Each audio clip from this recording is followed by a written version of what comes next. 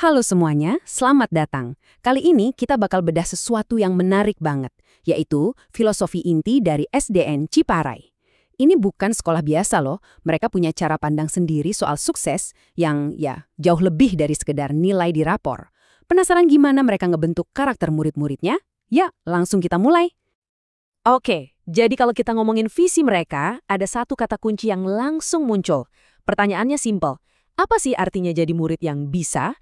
Dan ini bukan cuma kata bisa biasa ya, ini tuh sebuah konsep, sebuah akronim yang jadi jantung dari semua yang mereka lakuin di sekolah.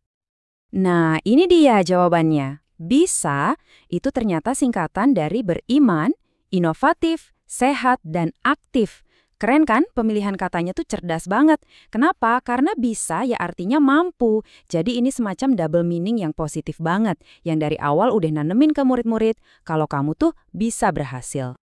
Jadi konsep bisa inilah visi utama mereka. Anggap aja ini kayak bintang utaranya sekolah ini. Ini loh tujuan akhir yang mereka pengen capai buat setiap anak yang lulus dari sana. Nah, sekarang yuk kita coba intip apa sih landasan filosofis di balik visi keren ini? Jadi, visi ini bukan cuma slogan kosong yang ditempel di dinding ya. Ini tuh benar-benar berakar pada sebuah prinsip yang disebut pembelajaran mendalam. Maksudnya apa? Maksudnya, pendidikan itu dirancang buat ngelibatin semuanya. Dari seorang siswa, pikirannya, hatinya, bahkan badannya. Tujuannya simpel aja kok. Bikin pengalaman belajar itu jadi sesuatu yang bermakna dan yang penting menyenangkan. Oke, tadi kita udah ngomongin visinya ya, itu kenapanya. Nah, sekarang kita masuk ke misi. Ini adalah gimana caranya. Ini tuh rencana aksi mereka, roadmap-nya lah, buat ngeciptain siswa yang bisa tadi. Coba kita lihat deh apa aja langkah-langkahnya. Nah, ini dia nih rencana aksinya. Ada 6 poin yang jelas banget. Kalau kita perhatiin, setiap langkahnya tuh dirancang dengan rapi banget buat ngebangun tiap elemen dari bisa tadi.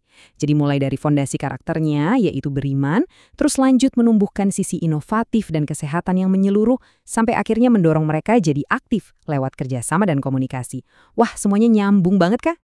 Oke, kita udah lihat visinya sebagai tujuan, misinya sebagai proses. Pertanyaan selanjutnya kan, terus hasil akhirnya apa? Wujud nyatanya dari semua usaha ini tuh bakal kayak gimana sih? Nah, disinilah kepingan terakhir dari teka-teki ini muncul, yaitu tujuan. Ini dia hasil yang spesifik dan bisa diukur. Isinya gambaran tentang seperti apa sih lulusan ideal mereka nanti, dan seperti apa juga lingkungan sekolah yang mau mereka bangun. Jadi, hasil akhirnya ini dibagi jadi 2 bagian penting.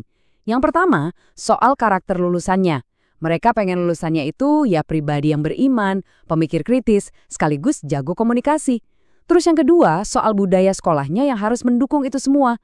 Lingkungan yang aman, inklusif, dan mendorong kerjasama.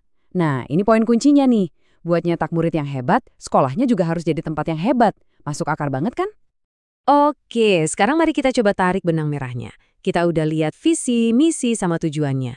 Gimana sih semua ini bekerja bareng sebagai satu sistem yang utuh? Alurnya tuh sebenarnya simple, tapi kuat banget. Dimulai dari visi, yaitu ide besarnya tentang murid bisa. Terus, ide besar itu dipecah jadi misi, langkah-langkah yang konkret dan bisa dikerjain. Dan ujungnya? Ya di tujuan, hasil akhir yang jelas dan bisa kita lihat. Ini benar-benar siklus lengkap, dari ide jadi kenyataan.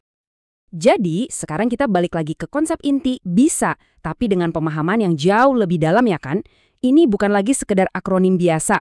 Ini udah jadi semacam blueprint atau cetak biru buat ngebentuk manusia yang utuh. Manusia yang siap menghadapi dunia dengan iman yang kokoh, pikiran yang tajam, badan yang sehat, dan semangat kerjasama yang tinggi. Dan kita tutup pembahasan kali ini di sini. Sebuah visi yang sehebat ini pastinya butuh kerja bareng dari semua pihak.